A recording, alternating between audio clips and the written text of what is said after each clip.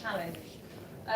Stella Creasy will be joining us shortly, but to my delight, I discovered after we booked all the speakers for this event that everyone on this panel has previously worked at Demos. So I was very pleased to find that out, and it just shows the kind of the role of Demos in the political landscape as well. So my name is Polly Curtis. I'm the new Chief Executive at Demos. And significant announcements about Labour's approach. So I'm not going to do that today. I'm not going to steal Bridget's thunder and preempt any of that. That would be a very bad thing for me to do. So we can have the discussion in that context, and I'd be happy to point to some of the priorities and the framing about our thinking around childcare in early years, and certainly the level of priority that it has for us, which is very high. But you have just confirmed one thing, is that this is a very important part of Labour's messaging this week. Yeah, it's a really kind of significant part of the story. There is also a Labour campaign for childcare reform launching this week. So it's quite interesting that even in a world where there are such big problems and restrictions happening, particularly around public spending, this is at the forefront, I think. So the format for today, we're going to do opening remarks from our panellists. We'll turn that into a more kind of inclusive and open conversation and bring in some comments from the room as well. But I'm going to start with you. Thank you. Thank you very much, Polly.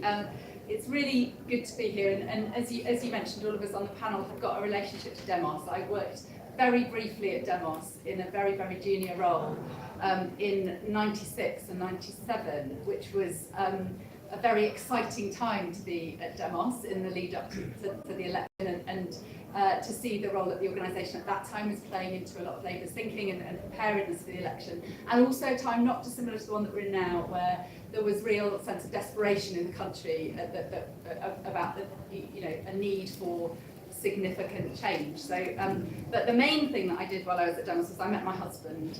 For that reason, I was looked very positively and warmly when an invitation from Demos comes into my inbox, because it was, a very, very influential time in my life in that sense.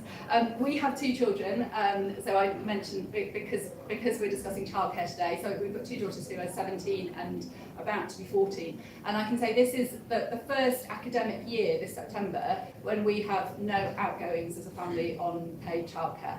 And I think that's kind of quite an important part of what I want to say today, is if we're thinking about building a childcare system, we need to recognise that childcare is about the early years and what happens for babies and very young children, but it's also about costs and family logistics and arrangements which go on long after children start school as well.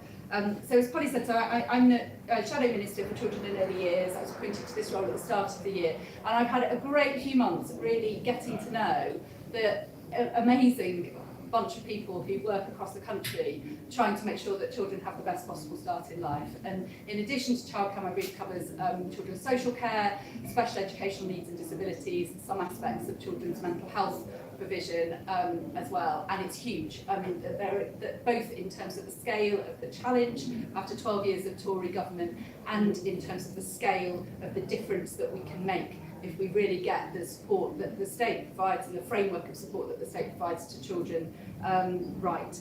And it's fair to say that the sector is under a huge amount of pressure at the moment and has been really badly neglected and let down by the Tories. So there are a few things that we know about childcare which should be, I think, completely obvious, but which are sadly not recognised or reflected in the government's policy framework for children and for the early years. The first is that childcare is infrastructure which underpins our economy. It enables parents to work and to provide for their family, and it's therefore a kind of real tool for underpinning the economy. It's also vital for good quality of family life, and when childcare is too expensive, as it is at the moment, it is an enormous pressure on household finances, and you will all know the figures that we have a situation now where a third of families spend more than a third of their income on childcare. That's not a situation that works for families, and when there are so many other pressures on the cost of living, it brings it really into very sharp focus. What is childcare for parents is early years education for children. And so when we talk about childcare, quality really matters, because childcare is a tool for addressing disadvantage and increasing equality. And again, it should be completely obvious to the government, but it isn't. And what we see, instead of a system that is focused on delivering really high quality early education for children and enrichment for school-age children, we have a fragmented system which delivers a whole hodgepodge of different things from different providers, some of whom are really excellent and some of whom are not, and really unevenly distributed all across the country as well. But the next thing that should be completely obvious is that childcare is skilled work, and it's work that's mostly done by women, but it's so vitally important and so undervalued in relation to what it actually delivers and the difference that it makes. So childcare and early years education should be a place where workers in that space have the opportunity to increase their skills and qualifications over time, feel well supported to develop a lifelong career, and can progress and can be properly paid for the vital work that they do. And then the final thing that I wanted to say, it's said already, which is it's not only about the early years, it's about the framework of support for families that enables parents to work and children to have access to the best possible opportunities certainly throughout the whole of primary education and arguably into the early years of secondary education as well. Childcare under the Tories is broken. We have a fragmented system which is poorly designed. We spend quite a lot of money on it, between £5 and £6 billion of public subsidy going into childcare from multiple different parts and systems that don't join up and make sense, but they don't work for providers. We have a crisis with providers closing across the country at the moment, and they don't work for parents who are still faced with extortionate and unaffordable costs. And we saw during the pandemic how childcare, and particularly early years, are just not regarded by the government as an essential part of the infrastructure. So providers were given conflicting messages about, were they a business and therefore they needed to close, were they key workers and therefore they needed to stay open. Conflicting messages from the government at the same time, guidance which lagged behind the guidance that was provided to every other bit of the early years education system, and support that was not able to be drawn down in terms of PPE and support with extra costs and so on, until it was really far too late. And we now face a winter of a crisis where we will continue to see a flood of closures unless there's more intervention and support from the government. And we have within that context a very fragile situation for providers. We have an increasing and disturbing role of private equity in the childcare market, because it is those providers that are munching up small local nurseries that are having to close because of the pressures of costs. And that we know, the big study by the Institute for Education that quantifies what that means in terms of employment practices and quality and cost cutting and asset stripping of some nurseries, and drawing down public money to service private debt, which is not, in my view, the should really be happening. The government's only solutions so far are to punish part-time workers by cutting their benefits if they don't take on more hours. We know that more than a third of parents of primary age children work part-time, and often that's because they can't afford the childcare. So I have no idea how the government thinks that bearing down on those families is going to solve anything at all. And increasing the number of children that can be looked after by a single childcare worker, again, that is not what providers want, it's not what parents want. It will have a detrimental impact on quality, and it won't have, in the context of the fragility of the market for childcare providers, it's not going to translate into reduced costs for families, though any savings that are made are just going to be absorbed into paying costs by the providers that are already unaffordable.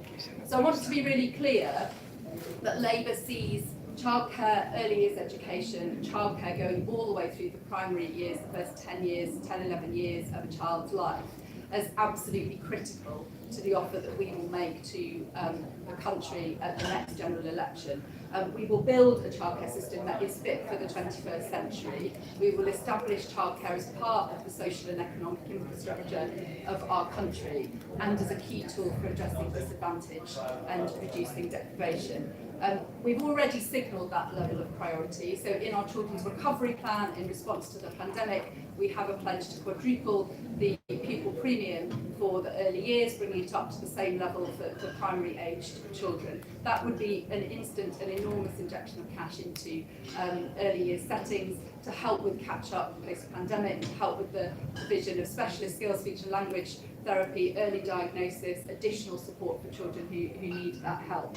And as Polly has said, Bridget will set out on Wednesday in her speech how we'll put in place the first building blocks on the road to that system that we all want to see.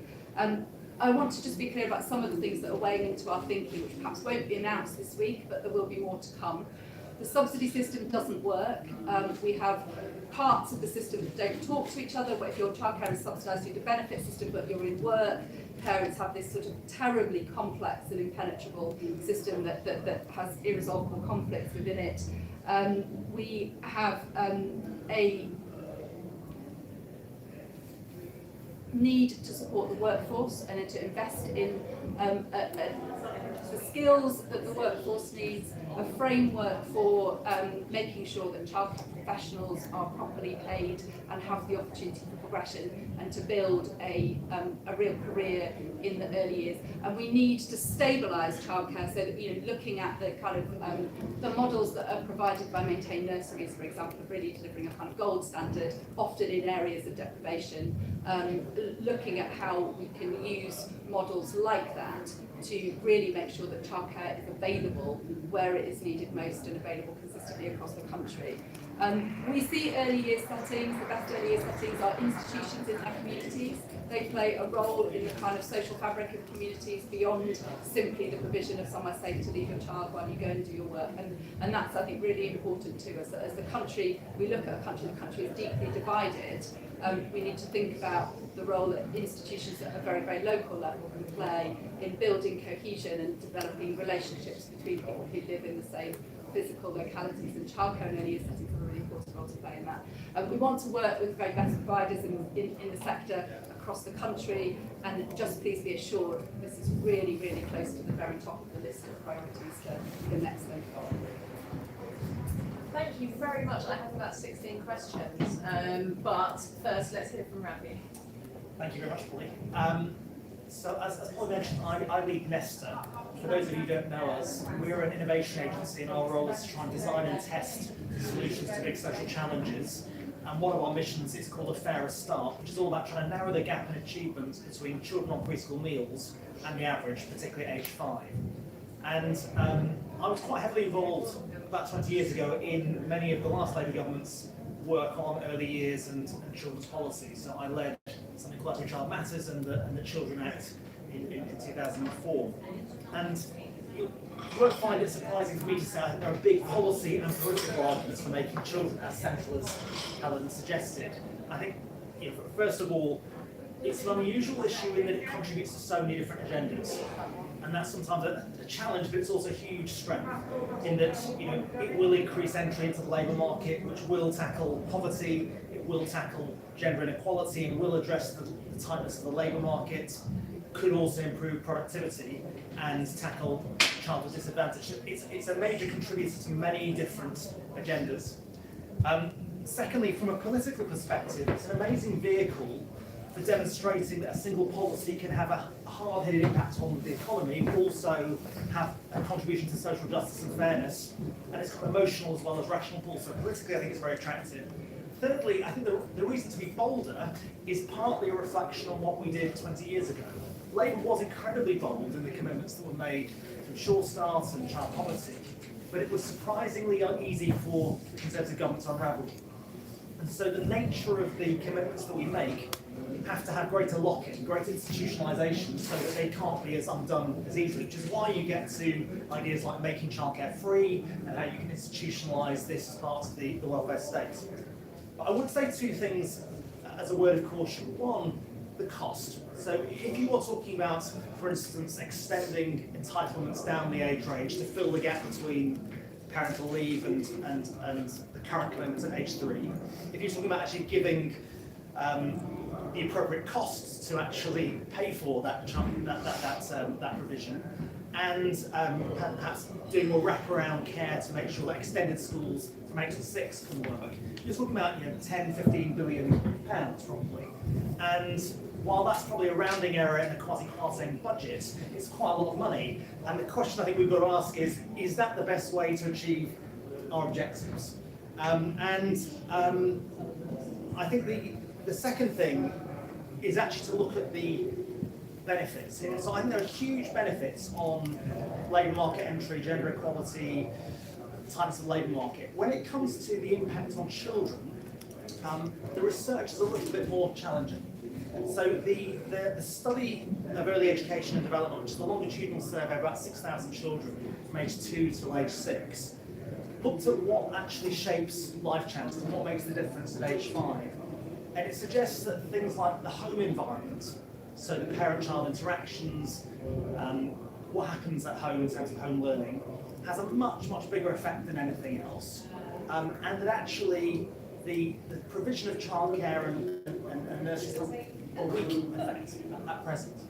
Now, so I think that should provoke us to debate where is that money best spent. Should it be spent on just tackling child poverty, on increasing child benefit, for instance, for under 5s? Should it be spent on the home environment, so parenting programs and the like? Or should it be spent on expanding entitlements? And that's, I think, a debate that needs to happen, and we need to support that with better research. I think we also need to look at other ways of doing this. So could you combine some extension of entitlements along the lines I suggested, but also some mechanisms to smooth the cost? So at the moment, this is a heavy set of costs that hit people, particularly for families with children under 5. Can you smooth those costs? Obviously, student loans don't have the best reputation and have got a lot of disadvantages, as we know, but can we look at ways of making sure those lumpy costs that families have to face aren't as challenging? Finally, I think we should also think about innovation in models of childcare itself.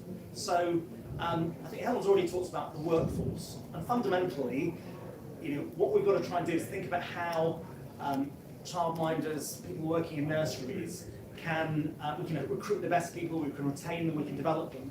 And if you look at what's happened in other fields, in teaching, in healthcare, there's been innovations to try to improve professional development. I think we need to borrow from that. Secondly, I think we need to think about how we can use childcare as a way of improving the home learning environment. That was one of the core objectives of Sure Start, but I actually don't think it was as effective as we might like.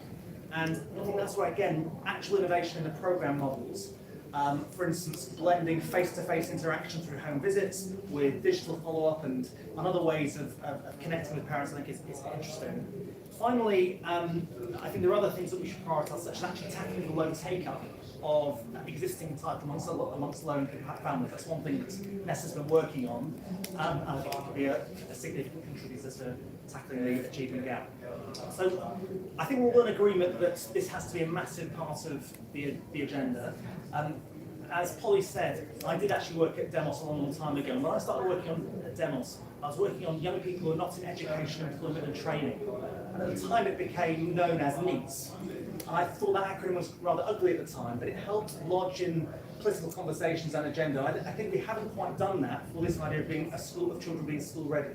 It's a big part of the Sure Start objective, but I think that's something that we need to actually push up the agenda and then be quite agnostic about how we achieve that and be quite experimental rather than necessarily having the sort of answer right now. Thank you, and Stella, welcome. Thank you for joining us. Stella, did you work at Demos? I did. I did inhale. It's a full set. In fact, I think no, I wasn't.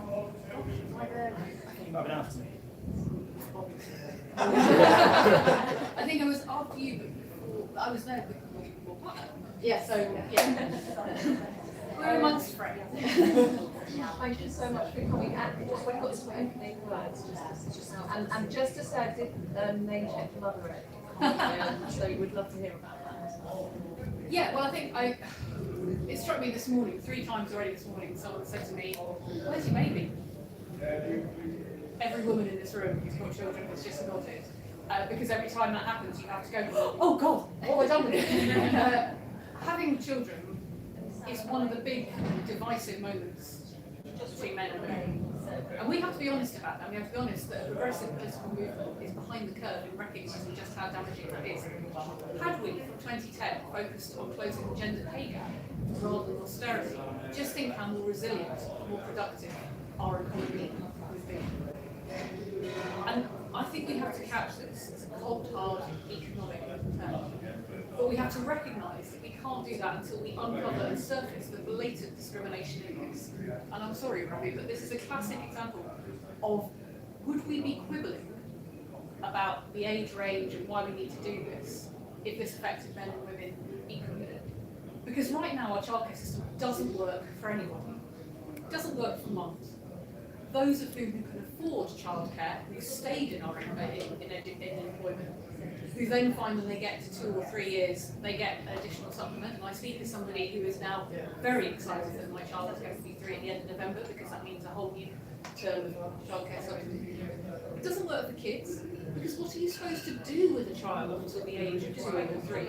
It's like it was designed for somebody who thinks that, well, of course, women will just give up on their careers or will just walk out for 2 or 3 years and then want to come back in at the same level. Nobody will discriminate against them. Nothing will have changed. The world's it. And it doesn't work for the industry itself. And it's worth reflecting on just how bad it's got. We already knew that childcare was a lost leader. We know as a result of the pandemic things got a lot worse. 3,000 childcare settings have just gone. I'm sure Helen has already talked about the fact that it's the first time we've seen women aged 25 to 34 leaving the workforce, but it's worth reflecting that that was previously happening already. It's just the pace of that exodus, the pace of women having to accept that this doesn't work well, has gone on worse. And when I see a government that, without quibbling at all, says it spends £24 billion on fixing the roads, but just wants to give mums a pat on the back, or even worse, change the ratios, and I have offered all the ministers in the DFES the option of having my 2 children who are under 3 to add to 3 other children and see how they could cope on their own for a day with 5 kids, and then tell me that ratio. But we know that none of this is working. But at the moment, because we're couching it as somehow childcare being an optional extra rather than integral to a more productive economy, all the conversations we're having are like the one that you set out about, well, if you want to go further down the age range, you know, there are expensive costs to it, rather than recognising this is a massive investment. And it speaks to our political priorities. Because if you keep 45p tax rate, you can provide universal childcare from the age of 6 months. We can have a conversation about why and what we do about statutory maternity pay, because we know that there are lots of women in this cost of living crisis not even being able to take 6 months out. So it's just not acceptable that we have one debate about how we develop and empower children, the importance of early years to development, the importance of early years to inequality, and we have a completely separate debate and almost a criticism, frankly, of women who are trying to make this work. And I can speak as somebody who feels that very personally, having tried to make it work in my own workplace, which has something to play in terms of this and doesn't get it. Rather than bringing these two things together and recognising that you cannot be pro-growth if you are not pro-childcare. How we make that work has to be seen in the same way that we think we need to invest in roads. And actually, when we look at the figures, because of the changes it would lead to, the benefit take, the increase in taxation, the way in which our workplaces would work, the gap is a lot smaller. So the cost of universal childcare, I think we start to recognise, I think you're right, we're not there yet in terms of how you make it cost neutral. But the cost of it needs to be compared to what we're doing in terms of investing in roads, or even, dare I say, our higher and further education system. Because if you want to tackle inequality, if you want to increase productivity, you have to start at source. And if you are losing 1 in 4 women because they're coming out of the workforce because they've got caring commitments, that is 1 in 4 pieces of your productive society. Now, things I think we can do, first of all, I absolutely think we need to commit to that idea of universality and not price women out by the age of their children. Secondly, I think you're absolutely right about where we're investing, although because we're pricing women out by saying it's 2 or 3 years, I think that the tax credit system works a lot better if you start looking at 6 months. And thirdly, for me, we have to see this as infrastructure, and that's why we're tabling an amendment to the levelling up bill to make it possible for us to challenge developers to fund childcare in the same way that we challenge developers to fund roads. Because you haven't got childcare, it's the same as you haven't got roads. Nobody's going. I'll stop there, but I'd love to hear thoughts on what else we can do. Well, thank you so much, and we'll definitely bring in thoughts from the room. Can I just check, is everyone at the back here okay? Is that all right? Great. So one of the things I heard in everything you all said was that there are many, many different reasons to do childcare. But that makes it a hard kind of case to make when you, what is the kind of central problem we're trying to fix with childcare? Is it economic? Is it equal rights? Is it quality education? What are we trying to do with childcare? I mean, I think it is all of those. It is all of those things, but it's, you know, the bigger picture is that it is about the kind of society that we want to live in, you know, and the kind of communities that we want to live in at a very local level. We want to be living in communities that look after children really well and give every single child the best possible start in life and the best possible set of opportunities, and that where the institutions that do that have a role to play in addressing disadvantage and addressing poverty and making our communities more equal by the time children get to school and better able to take advantage of their education to the fullest possible extent. But we also, as Stella has said, and you know, I said earlier, we need to be making sure that our economy is firing on all cylinders and as productive as it possibly can be. And you know, in order to achieve that, you have to enable parents to work in a range of jobs that are in a range of different, you know, shift patterns and, you know, practical requirements, you know, all of those things. And our system just doesn't do that at the moment because it's too expensive, it's too fragmented, and it is not a childcare system that is fit for the 21st century. And I think as, you know, Stella sort of pointed to it, but there's a kind of there's a reason for that, and the reason for that is a squeamishness still in the 21st century, a squeamishness about the role of women looking after their ladies that means that we accept that from the age of 4 or 5, children are in settings outside of the home, and there's a formality to that system. And for the early years, we have been held back by this sort of, you know, nagging preference in far too big part of society that really that should be mom's job to be looking after her baby for school, and that doesn't even work. So it's all of those things. It's about the economy, it's about equality, and it's about the community, and we have to have that frame of reference, I think, as we're designing policy for the future. Can I be offended on behalf of dads?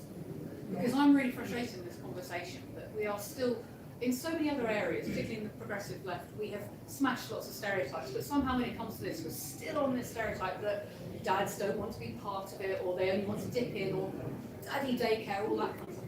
I know lots of dads who would love to be able to be with their children, to make it work, to do flexible working with their partner, so that actually they can be much more present in their child's life. We're never going to get there. We're never going to tackle the gender pay gap if we don't start leading on the debate that says, actually, everybody wants to be a good parent. How do we make that work? And how do you make work for them? Because otherwise what we're going to do is try and tinker with a system that doesn't work and reinforces those gender stereotypes. So women get blamed for whatever you do. You're a bad parent if you're there, you're a bad parent if you're not advancing your career. And men get left out of the equation. You know, the idea of a 4-day working week shouldn't be something about women, it should be something about all of us working a more productive, more flexible lifestyle that means we can be good parents, investing in us. Because Ravi's right, it's not all about brilliant nursery nurses and brilliant teachers, it is also about the relationship you can build with your children. And that is something for both parents. And yet in these conversations right now, particularly on the left, it's almost like we're reinforcing this idea that childcare is a women's issue. It's just women are paying the price, but men are being left out. Ravi, you've got to come in now. Voice of the day. It's all right, Ravi, I got you. I spent last week doing part-time work because I have no childcare, and it's a nightmare if you think about how the world of work works, the way childcare works, and parents having to deal with that. One of the things that's interesting about the research is the degree of stress that parents have, and the degree that that stress contributes then or correlates with underachievement. And it's something that's really intangible, but how do you put a price on the fact that mothers and fathers are struggling to actually make everything meet and feel bad at being a parent and being bad at work? So I think it's totally important. I think come back to your point there, Polly, just what's the reason to do this? And I think there's massive reasons to do this for all the reasons that Stella set out. The only caution I would say is that if you really care about children and children's achievement catching up between people on low incomes and the average, you've got to do more than just the childcare aspect. Because it's the home environment that matters a lot more probably than the So quality picking of up on the kind of challenge we set out at the beginning, where is the money best spent? At the moment, the evidence is home is more important than childcare. It's difficult because the research would say what makes a difference to children's life chances is definitely the home environment. Whether that translates into simple interventions that we can roll out right now, no. And therefore I think the really bad research answer would be we need to run a race between giving families money, so that's what happens if you just increase child benefits and tackle child poverty, versus spending it on childcare and nurseries, versus spending on parenting programmes that actually help the home environment. And I would like to be in a situation where at least in 5 years' time, we're not sat here going, we don't know what the right answer is. I love it, Ravi. You and I were in Demos when we used to talk about, and it was so long ago, and we used to talk about a thing called the third way. And the third way, and there's something we're not talking about here, is how we work and our working environment. For goodness sake, we've just gone through a pandemic which has upended all sorts of ways that you could work. And all of those different ways of working, I mean, I had a brilliant time where I took part in the immigration bill, I raised an amendment, and I did bedtime and bath time all from the same room because I could work out of one room at that point.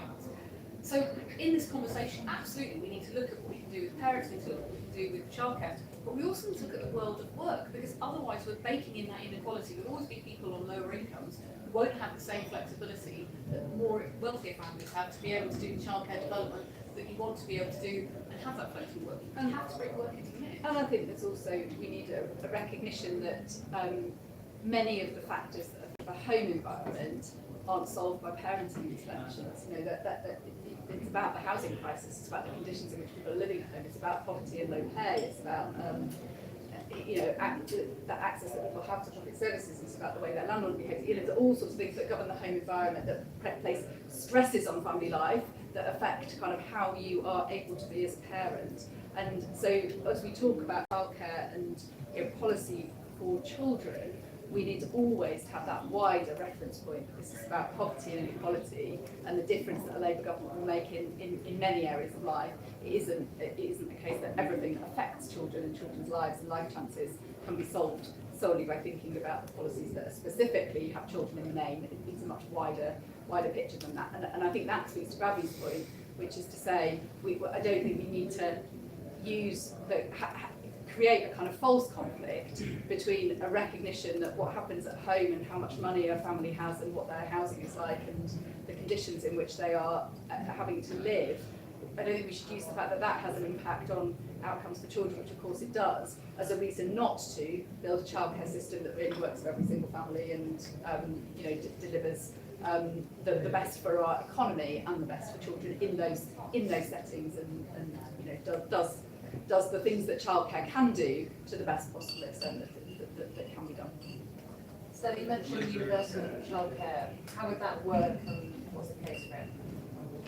Well, the case for it is right now our childcare system actually bakes in inequality, because frankly, if you are wealthy enough to be able to pay for childcare up until the age of your child is 2 and therefore stay in work, then you're probably wealthy to be able to pay for childcare beyond the age of 2.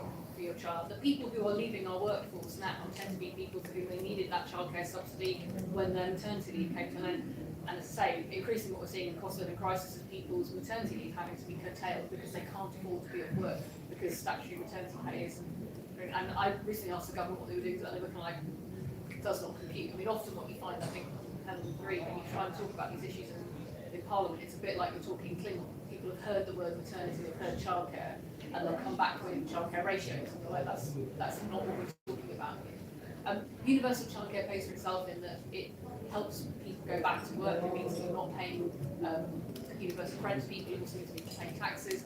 But it also is about changing our expectations about what work is. And I go back to this question, this is not about everybody going back to work full time, it is about being able to work more flexibly, both parents in that equation, which means that both parents can be more productive, and it means that children get the range of care that they want. And I think we're not talking about going from a standing start to 5 days a week, 8 hours a day childcare. We're talking about how do you create a system which allows everybody to have the wraparound care they need for their child from the age they need, so that nobody is forced to choose between having a job and leaving a job, but also having kids and being around them and being a parent that you want to be. And yes, going to baby yoga if you really want to do that stuff.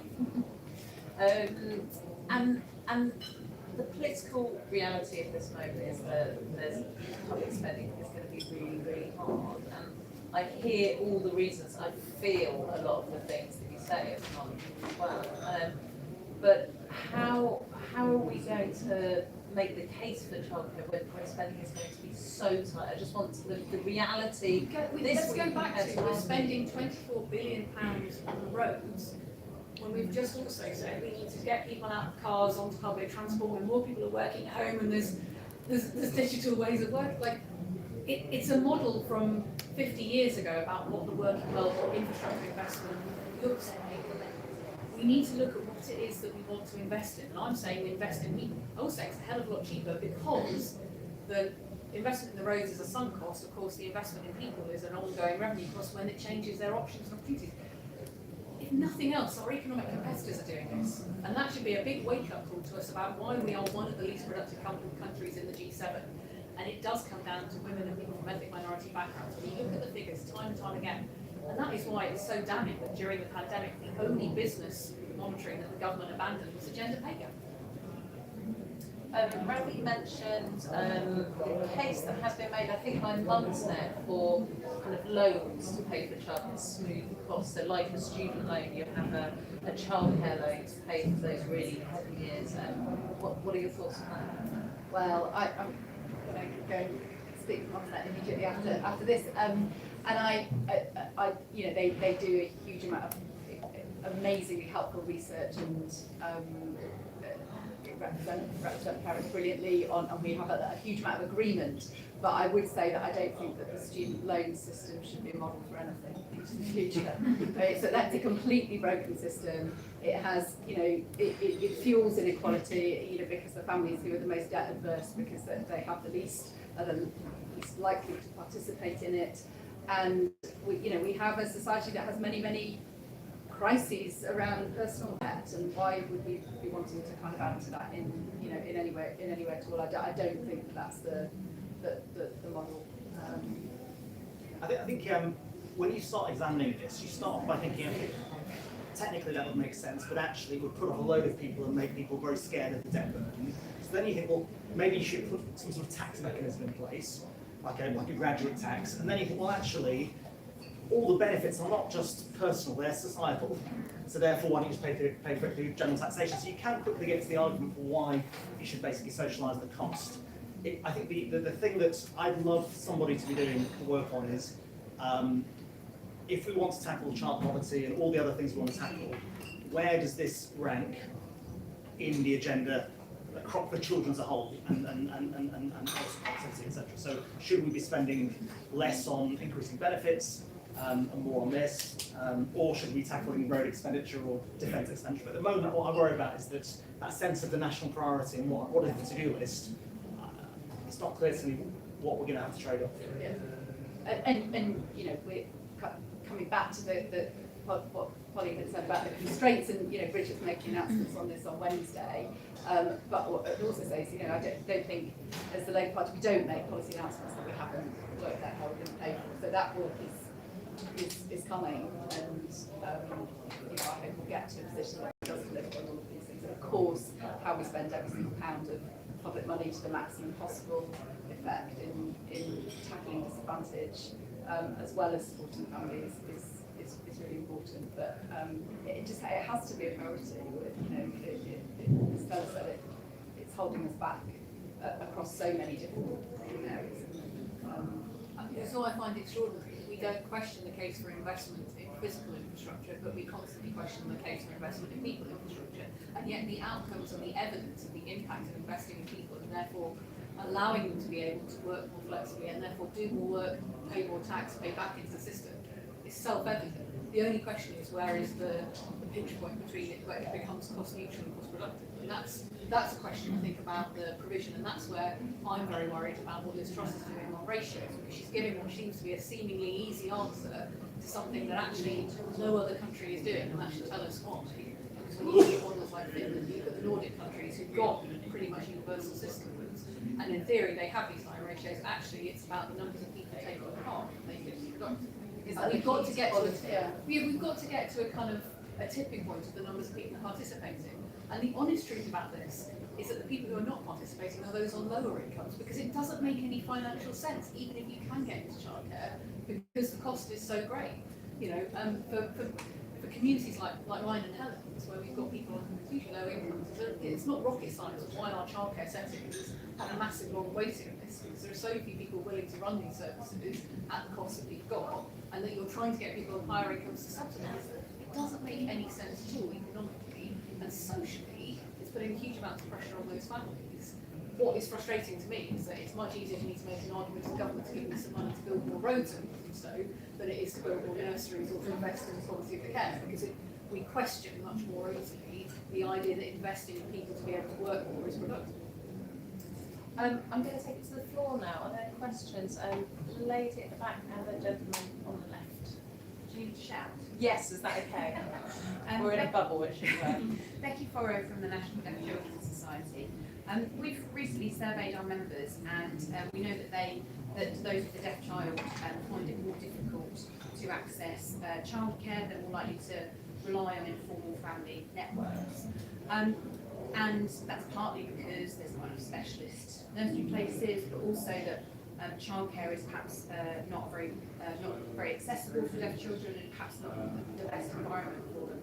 And they're kind of finding that sort of deaf awareness a bit of a problem in childcare. What would Labour do to improve childcare and make sure that it's accessible for all, including disabled children? Thank you. And the gentleman at the back. Hi, it's Michelle from Blue Ocean Deptford. I don't work at Demos, but I've never worked at Demos, but sorry, that wasn't very funny. But I was been thinking about it for hours.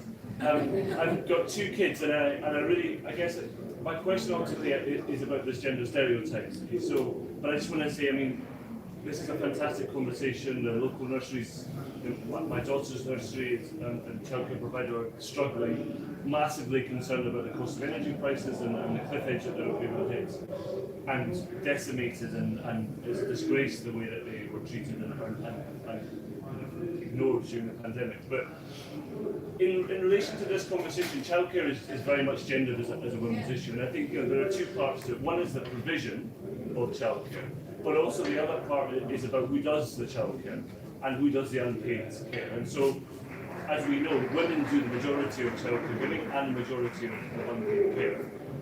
Part of the solution of it is we've only got, I think that the last figure I saw was 1% uptake of shared parental leave in this country. So 1% of eligible families, and it's an economic question, of course. But, so one question for you is, what is Labour able to, or what will Labour say or do in relation to the uptake of shared parental leave? Secondly, how do we use the conversation around childcare as an opportunity to think about gender stereotypes and gender roles? That's about the workforce. It's badly paid because it's seen as women's work. And so much work that's seen as women's work, as we know, is badly paid. And I think, if men were majority of the people who work with childcare providers, it wouldn't be as badly paid as it currently is. So how do we shift the conversation around the types of people that should be? And I absolutely agree with you that the sector needs massive amounts of support and needs to be supported. But it'd be really great to think about how do we use this as an entry point to Labour to have that conversation about who works there, but also who does the caregiving at home, and how do we reimagine dad's role, and what roles can dads play in Labour in relation to that?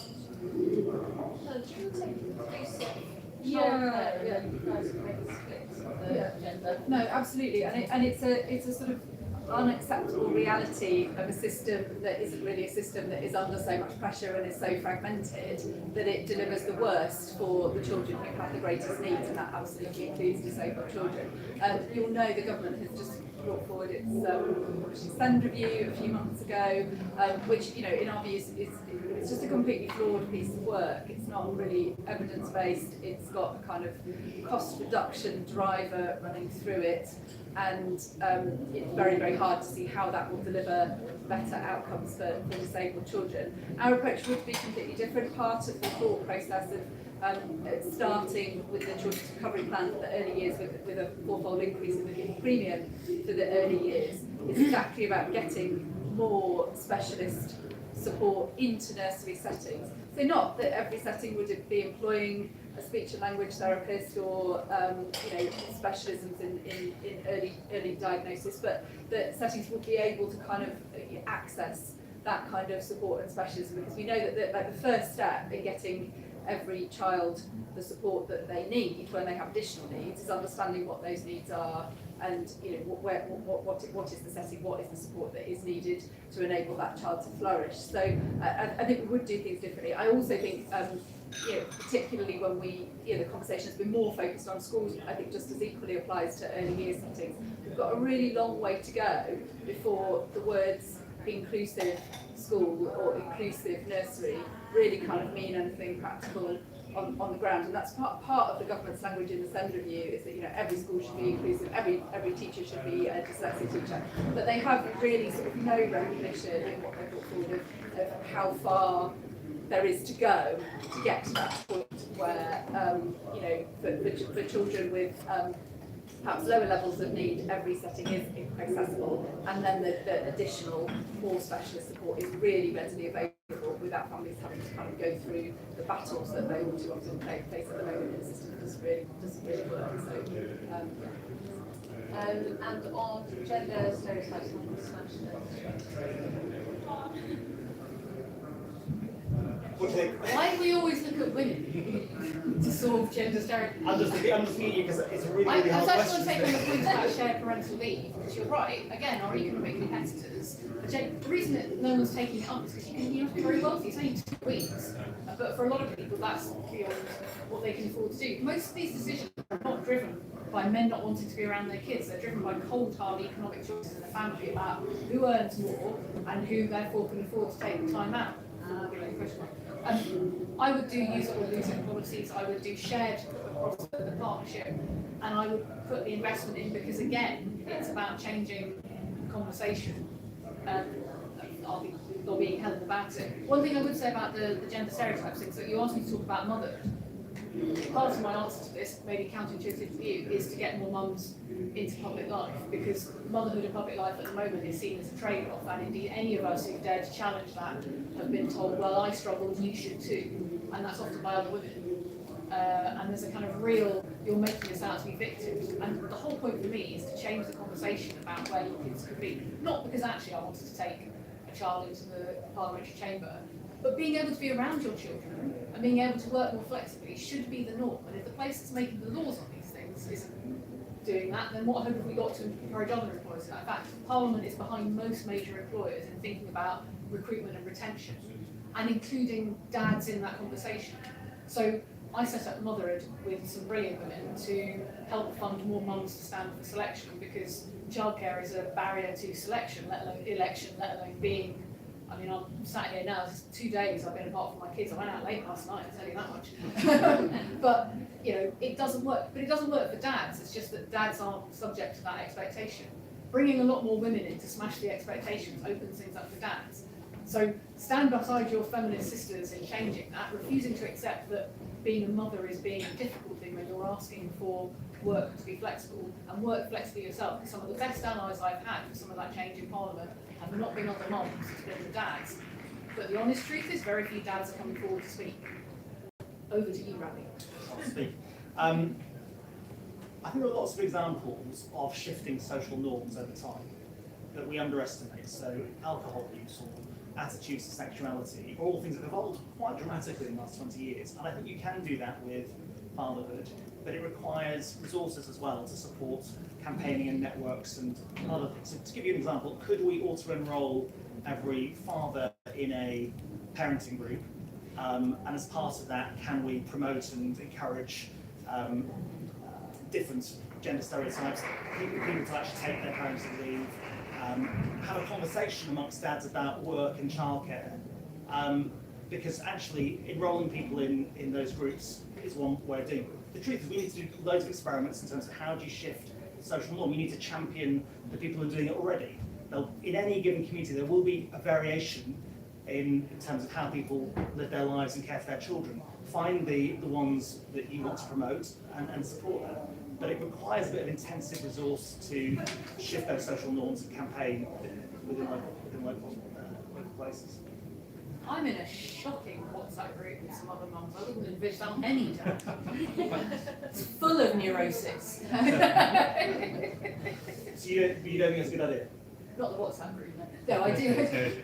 I'm being facetious. Look, actually, I think you're right. I think it does require men to lead from the front in saying, actually, I want to be a good dad and I want to be a good employee. It shouldn't always be about the trade-off. And whilst we accept that trade-off is always those with less power, and that tends to be women and people in minority communities, who will miss out and will be made to be shamed for wanting to change that power dynamic.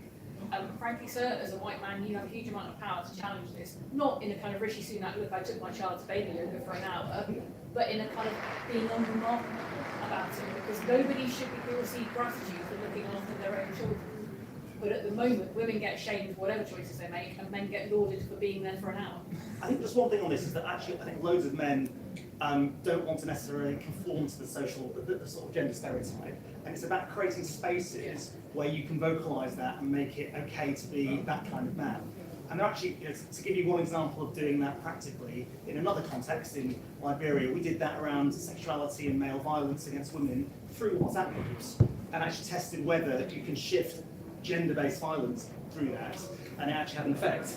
So there are ways, I think, about opening up the conversation through social networks, both face-to-face but also online.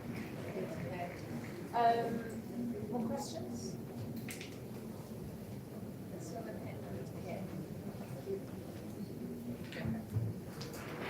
Eleanor Thompson, Putty CLP, newly elected councillor in Leeds, and here because my children are at secondary school and my husband can work flexibly from home.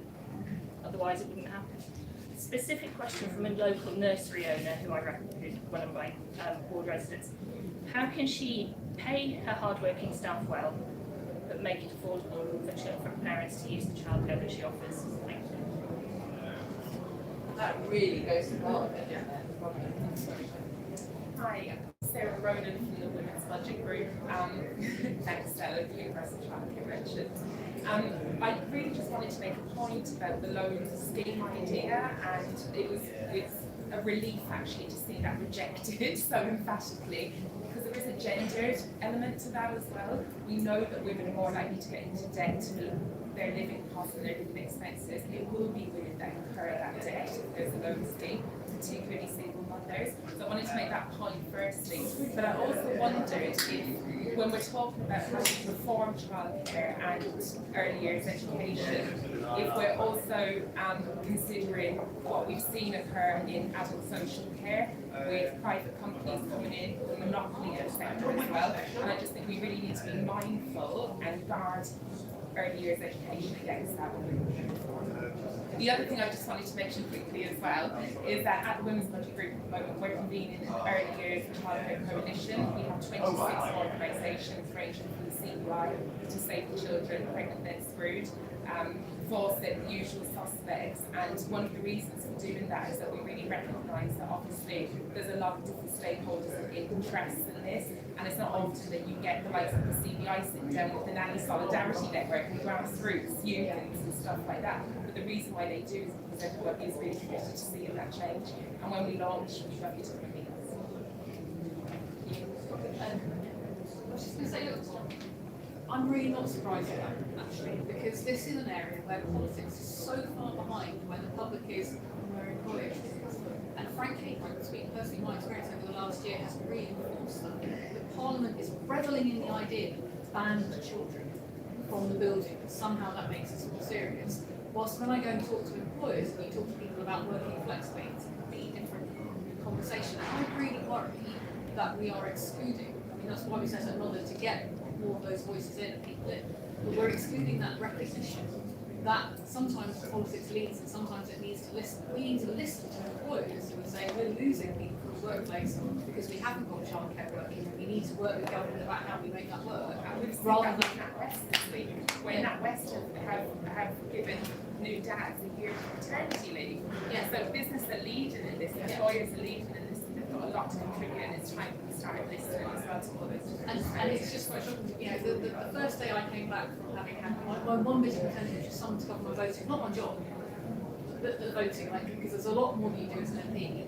We came back to a vote 1, 2 in the morning, and I was sat in the team room, still breastfeeding my son. Most other people were in the bar, and I was probably got used to saying this isn't working for Britain. Like, there are so many examples in other workplaces of how we started to make this work. The political classes need to catch up with them rather than vice versa. Do you want to talk to the leads? Yeah, no, absolutely. So, I mean, that is a challenge that is,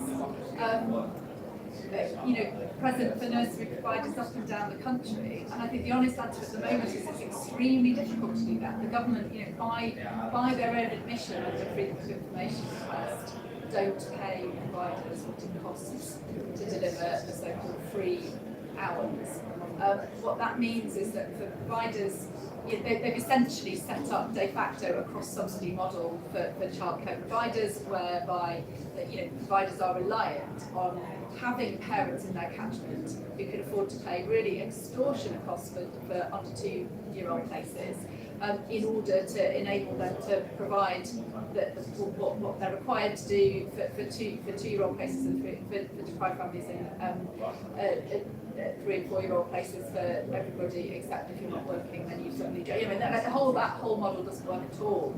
And what we're seeing is closures are happening. Closures are also disproportionately happening in areas of deprivation, at the lowest income areas of the country, where that cross-subsidy model that the government has enshrined in the system really doesn't work at all. And that those same providers face costs in terms of meeting their regulatory requirements. A big question about the government is talking at the moment about increasing the ratios. There are actually other requirements that providers have to meet before they can even do that, even if they want to, which we know most of them don't. So you've got to have a certain number of toilets. That's like a physical, requirement. You can either fit that in your premises or not. There are all of those challenges, and then energy costs on top of that as well.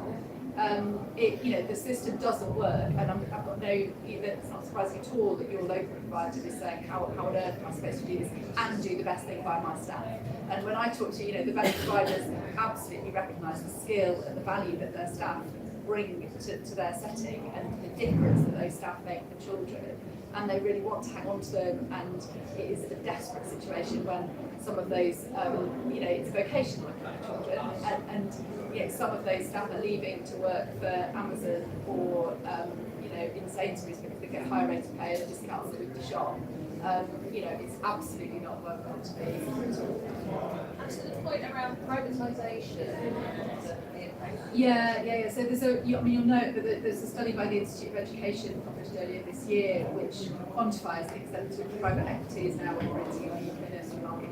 It's not as big a problem yet as it is in adult social care or indeed in children's homes, but it is a growing problem, and it's definitely an area of concern. And I think it's kind of pretty straightforward for us in the Labour Party that I don't think that kind of servicing your private debt is a legitimate use of public money.